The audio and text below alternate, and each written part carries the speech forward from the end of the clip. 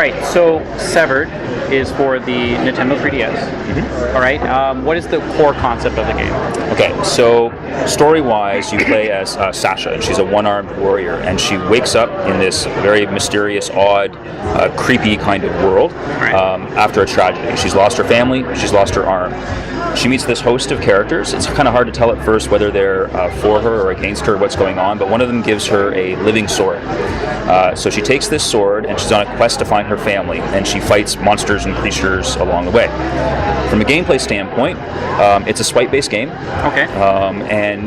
But it's not your typical just sort of slash away and kill. There's a lot of strategy involved in it. So the enemies will hit you and you can parry the attacks. They have shields that they might have that they'll block you, and so on and so forth.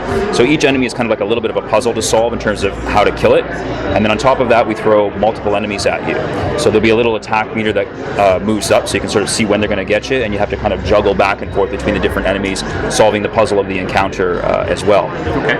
Now, the core loop of it, and the whole where this Severed comes from, in addition to her arm, of course, is that when you kill the enemies, you have an opportunity to sever off their limbs or their eyes or their kidneys or something. You collect all those parts, and it's those parts that you use as currency to upgrade your skill tree. Okay. So the core overall look of it is side scroller, 3D top down. Right, good question. So it's actually all mapped onto a first person dungeon crawler type experience. So you see a little bit of Zelda influence in there and some of the old school dungeon crawler influences in there. Yeah. So there's secrets and there's backtracking and all kinds of interesting things in there to do. Okay. So the types of environments that we're gonna see in the game are?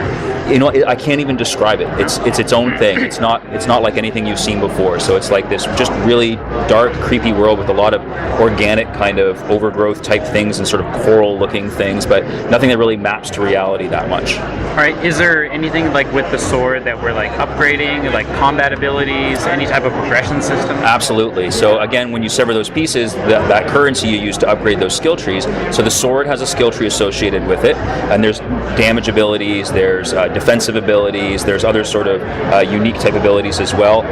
But when you kill a boss, you'll actually cut off a piece of that boss and wear that as armor.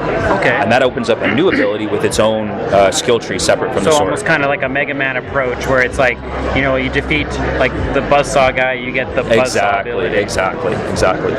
So the types of bosses that we're taking on, are they large over? Yes. They're big. Creatures? Yes, they're big, and they usually have friends. All right, so the types of enemies that we're encountering on the way to those things? Again, I really can't describe them. They're very, very bizarre. They're not any kind of real-world creatures. Some of them have 4 arms, some of them have no arms, some of them are just a collection of eyeballs, some of them have fungus-type growth that grows, and you have to kind of tamp it down. Then they open their eyes, and you can get them when their eyes open, their eyes close, and they block. Very, very bizarre looking So very creatures. touchscreen focused. Absolutely, very touchscreen focused, yeah.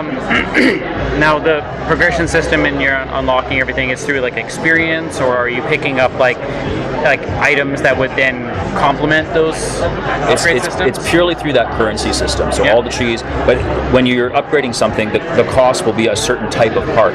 So one upgrade might cost 2 eyeballs and 3 arms. Another upgrade might cost 4 kidneys and 2 hearts, that type of thing. And as you move up the tree and as you get additional upgrades and stack those upgrades, there's different costs associated with it. All right. And there's a little bit of catch-up mechanics there too, where we have giblets that drop, and they're in sort of like a Zelda thing. You smash pots break open, and there's some parts in them, and these little giblets. And one of the skills allows you to transmute these giblets into other parts. So sort of another currency that kind of goes on top of it, where I can say, okay, I'm short 1 arm, I'm going to buy an arm for 5 giblets, or I'm short a jawbone, and maybe a jawbone's going to cost me 47 giblets to buy. Kind of like a crafting system in some way. A little bit. I mean, I wouldn't call it a crafting system exactly. It's more of just a currency exchange type system, but I can see where the relation would come from. Yeah. So how is the story actually shown to us? Is there or is it dialogue? Is there texture reading, lore you're picking up? Sure, there is some dialogue to it. There's some scenes that are just animation scenes that happen as well. But a lot of it is sort of discovered story. So you sort of see a lot of clues to things that have happened, and then and these mysterious characters will have their own sort of stories that they're bringing to the table, and you have to kind of infer what's actually happening. So a lot of it is left up to the player as well to sort of solve what the mystery of the story is. What kind of menus are we looking at? Like, are we at like maps of the areas, or like seeing the character with like the different abilities? Yeah. So there's maps of the area, and with the 3DS, you can actually swap between doing a dual screen to see the 3D world, and then having the map up top as well. When you do the 3D world at the top, you'll have like a mini map in the corner that you can look at, and the map will show you information about where are the things that are locked for my abilities, for backtracking. Secret areas are marked with a question mark, and you can tell where I've explored and where I haven't explored, so you can check out new areas and stuff. Then there's the skill tree itself, so you pop that up just by tapping on Sasha's portrait. It'll bring up the skill tree, and you can navigate through that and do all the purchasing that you need to do through there. So aside from the main story, what other activities are kind of keeping us kind of occupied? So the combat's a big one because it's very strategic. A lot of the encounters are really puzzles that you need to solve, but the dungeons themselves as well have puzzles, navigation puzzles. Your typical kind of door lever, but done in an interesting, I think, kind of different way.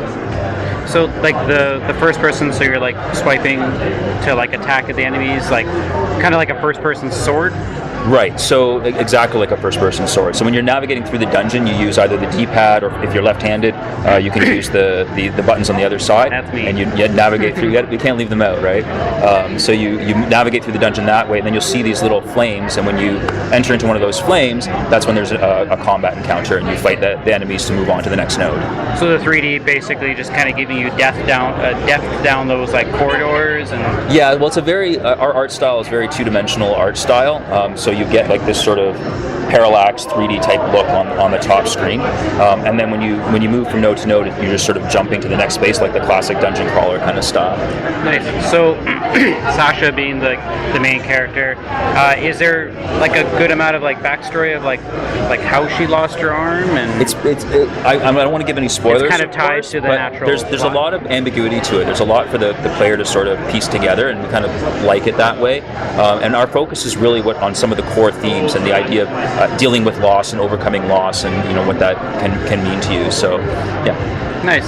So how was it like kind of programming it with like to the 3DS, having those two screens where most games kind of like you sacrifice one visual for the next? We did a lot of play testing with this just to see what people would want, and we wound up having a situation where some people like to have the map on top all the time, but at the same time they want to see that beautiful 3D display up top at the same time. And then for us, we had to have the core display on the bottom screen because it is such a touch-based game, so it was very important that we do that as well. Yeah. Additionally, with the screen real estate, having a map in the corner kind of takes up space that you don't want to take up. So what we wound up doing is we wound up putting in a button where players can on the fly at any time switch the top screen between the map and between the full 3D display, and then added a second button that you can click so you can interact with the map, zoom in, zoom out, move it around, take a look at things.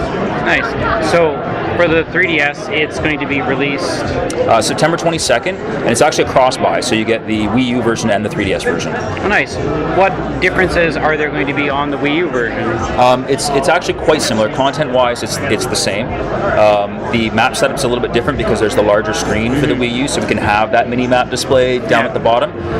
And we also know that people are going to want to have sort of a spectator mode. Someone's going to be sitting on the couch beside you, they want to see you playing, because you can just play it on that screen and it's just fine on the single screen. Yeah. So we do that same thing where you can have the full screen display up on the top, and you can have the mini map down on the bottom, or if you're playing by yourself, we do have the mode where you can put the TV and have the map on the full screen on the TV.